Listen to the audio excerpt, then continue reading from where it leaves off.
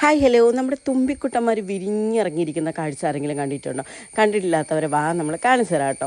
അപ്പോൾ ഈ ഒരു താമര ടബ് ഉള്ളവർക്ക് എല്ലാവർക്കും തന്നെ അറിയാം, അതിനൊക്കെ നിറച്ച് ഇതുപോലെ തുമ്പിക്കുട്ടന്മാരിങ്ങനെ വിരിഞ്ഞ് രാവിലെ ഇറങ്ങിയിരിക്കാറുണ്ട്.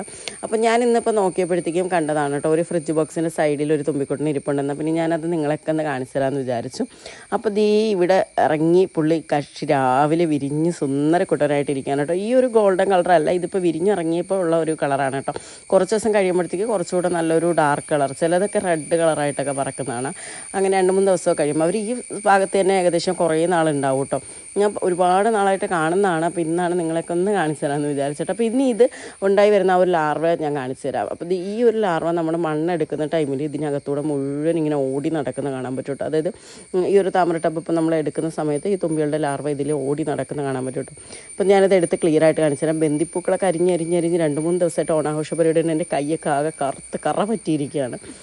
അപ്പോൾ ഇത് ആണ് ആ ഒരു ലാർവ, അതിൻ്റെ ഒരു കൂടാണ് കേട്ടോ. ഇതിന്ന് വിരിഞ്ഞിറങ്ങിയിട്ട് ഇത് പൊട്ടിച്ച് വിരിഞ്ഞിറങ്ങിയാണ് കേട്ടോ വന്നിരിക്കുന്നത്. ഇതിങ്ങനെ ചെളിയിലൂടെയൊക്കെ ഓടി ഇങ്ങനെ നടക്കും കേട്ടോ സ്പീഡിന്. നമ്മൾ ചില സമയത്ത് മീനൊക്കെ ഓടി നടക്കുന്ന പോലെ നമുക്ക് തോന്നും.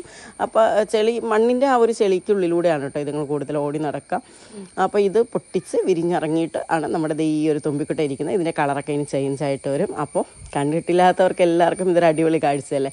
എനിക്ക് ഫസ്റ്റ് അങ്ങനെ ആയിരുന്നു കേട്ടോ. ഇപ്പോൾ നമ്മളൊരു 3-4 വർഷമായിട്ട് ഇത് സ്ഥിരമായിട്ട് കാണുന്നതാണ്. അപ്പോൾ ഇതേ കണ്ടില്ലേ, പാവത്തിന് ഞാനൊന്ന് പിടിച്ചു കേട്ടോ, പക്ഷെ പറന്നുപോയി. അപ്പോൾ ഓക്കെ, ഇന്നത്തെ ഒരു ഇത്രയ്ക്കുള്ളൂ. Tata, bye bye.